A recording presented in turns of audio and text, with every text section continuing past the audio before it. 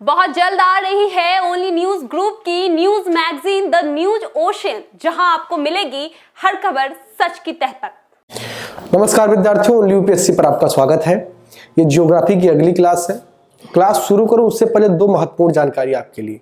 पहली जानकारी ये कि पॉलिटी की एकदम जीरो से क्लास शुरू होने वाली है, जिसमें आप अगर पॉलिटी शब्द पहली बार सुन रहे हैं या कॉन्स्टिट्यूशन शब्द पहली बार सुन रहे हैं, वहां से अगर पढ़ना प्रारंभ करेंगे और पूरी क्लास को पूरी ईमानदारी के साथ फॉलो करेंगे तो अपने आप को 1-2 महीने के बाद में ऐसी स्थिति में पाएंगे कि आपसे पॉलिटी का कोई भी सवाल, कॉन्स्टिट्यूशन से कोई भी सवाल गलत नहीं होगा। उस क्लास की रिकॉर्डिंग हो चुकी है, बहुत जल्द ही चैनल पर आपको दिखाई देगी, तो उसके लिए आप तैयार रहिए। पेन कॉपी अलग से रख लीजिए, पॉलिटी की क्लास सबसे दमदार मज़ेदार होने वाली है। दूसरी महत्वपूर्ण जानकारी ये है कि हमारी मैगजीन द न्यूज ओशन बहुत ही जल्द आपके बीच आने वाली है और संभवतः इसी हफ्ते में उसका पीडीएफ भी आप सबके मोबाइल फ़ोन में, लैपटॉप में या जो भी प्लेटफॉर्म आप यूज करते हैं वहाँ पर आपको मिल जाएगा। इन दोनों खुशखबरी के साथ में आइए क्लास की शुरुआत करते हैं। ये जियोग्राफी की आपकी क्लास है, इसमें हम बात करेंगे सुनामी की। बड़ा खतरनाक चीज होता है सुनामी। इंग्लिश में इसको लिखते हैं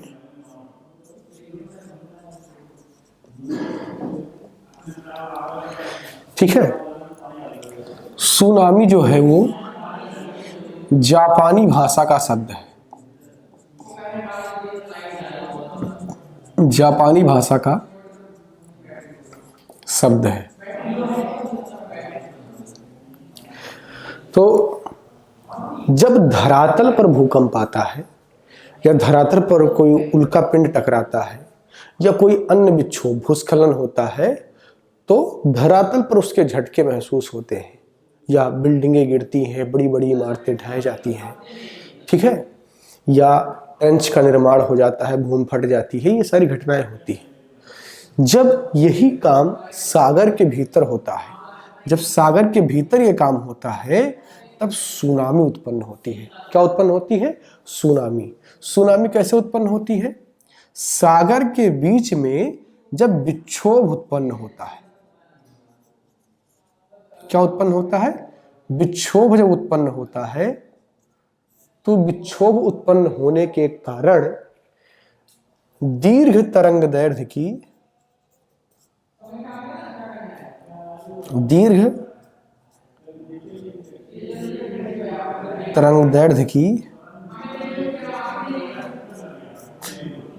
समुद्री धाराएं उत्पन्न होती हैं।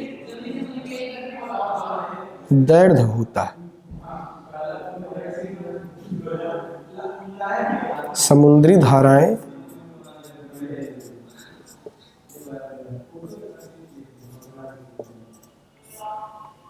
ठीक है ना। तो दीर्घ तरंग की समुद्री धाराएं उत्पन्न होती हैं, ठीक है। और ये जो धाराएं होती हैं, इन्हीं के सम्मिलित रूप को सुनामी कहा जाता है। अब सवाल ये है कि ये विक्षोभ क्यों उत्पन्न होता है? ये विक्षोभ उत्पन्न आखिर क्यों हो रहा है भाई? ये कैसे उत्पन्न होता है? तो इस विक्षोभ के उत्पन्न होने के पीछे निम्न रीजन है जो इस प्रकार है। पहला, अंतःसागरीय भूकंप। अंतःसागरीय भूकंप। दूसरा है अंतःसागरीय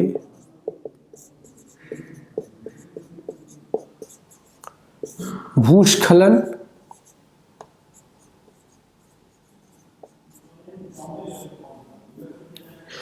भूस्खलन शायद इस तरीके से नहीं, ऐसे लिखा जाएगा भूस्खलन।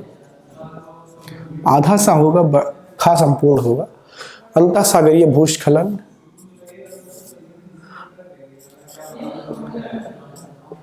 अंतःसागरीय विस्फोट,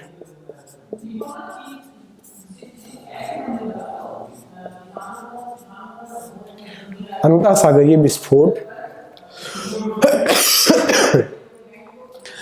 अंतःसागरीय भूकंप, अंतःसागरीय भूस्खलन, अंतःसागरीय विस्फोट, ये रीजन है सागर के अंदर विक्षोभ उत्पन्न होने के। इनके कारण ही विक्षोभ उत्पन्न होता है। और जब विक्षोभ उत्पन्न होगा तो दीर्घ तरंग दैर्घ्य की समुद्री धाराएं बनती हैं, जिन्हें सुनामी कहा जाता है। सबसे ज्यादा सुनामी आने का जो कारण है या विक्षोभ उत्पन्न होने का कारण है वो है अंतःसागरीय भूकंप। क्या है? अंतःसागरीय भूकंप। सबसे ज्यादा भूकंप दुनिया में कहां आते हैं? जापान में। क्यों आते हैं?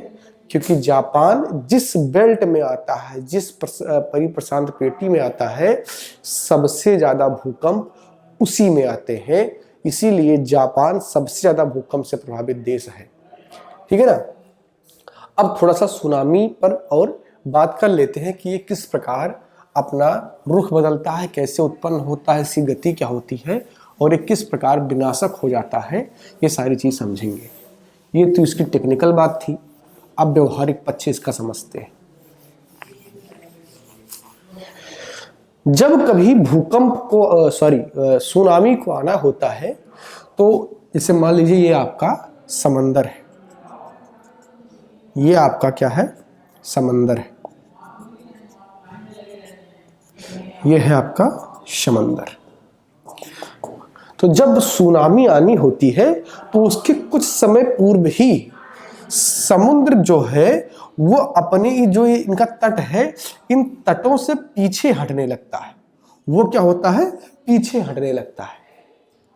और इनसे ही अनुमान लगाया जा सकता है कि सुनामी आ सकती है। ऐसा इसलिए होता है क्योंकि सुनामी में ये जो जल तरंगे हैं ये ऊपर उठती हैं। अब भाई विक्षोभ उत्पन्न हुआ है जिसके कारण एक धारा बनी है जो ऊपर जा रही है। ऐसा तो है नहीं कि पानी ज्यादा हो गया है, पानी तो उतना ही है। अब अगर इसी का पानी ऊपर जाना है तो पानी सिकुड़ेगा, डेफिनेटली सिकुड़ेगा ना।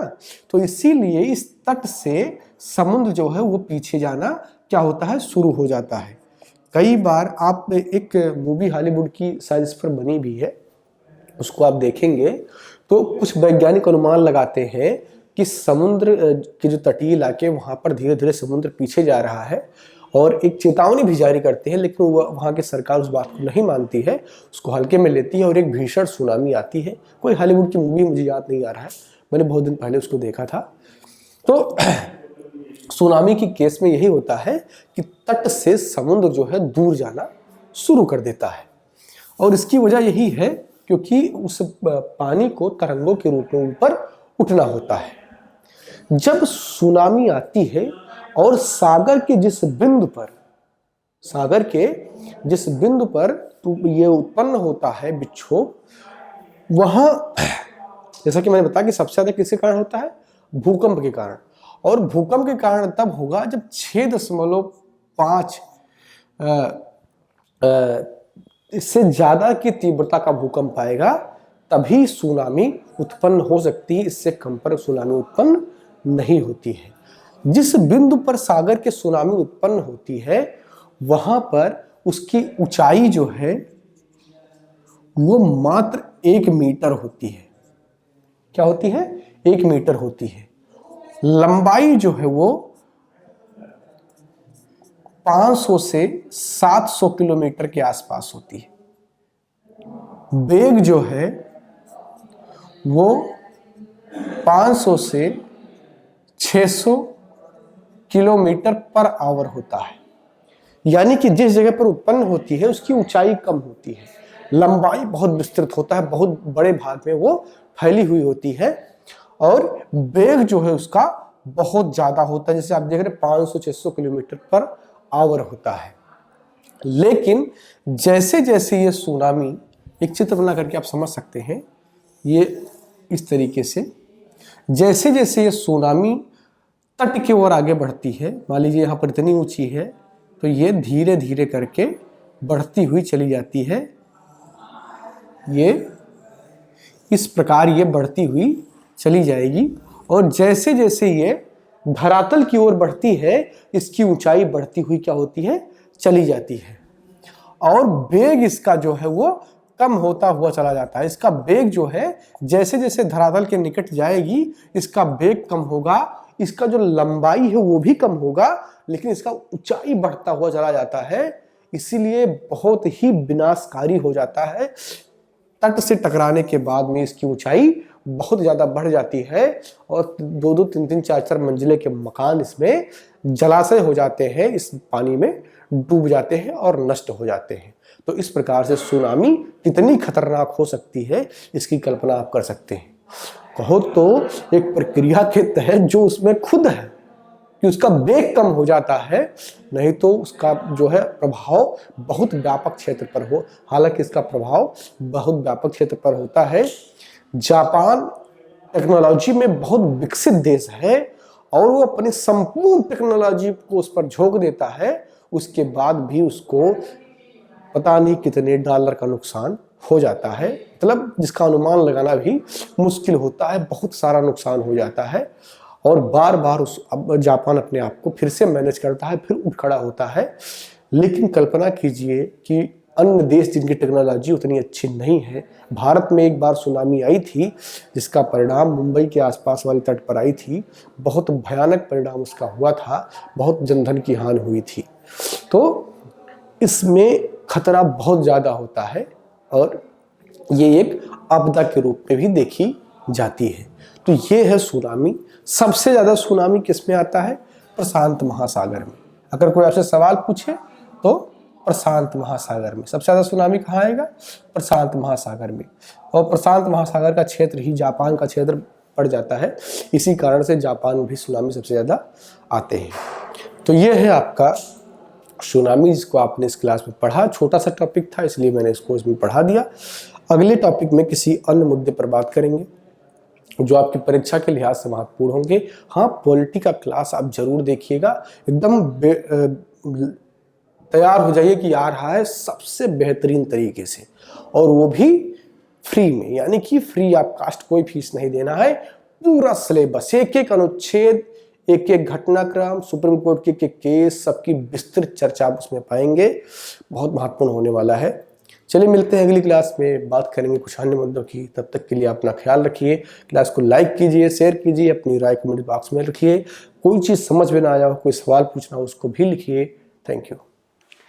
बहुत जल्द आ रही है ओनली न्यूज ग्रुप की news magazine the news ocean, जहां आपको मिलेगी हर खबर सच की तह तक।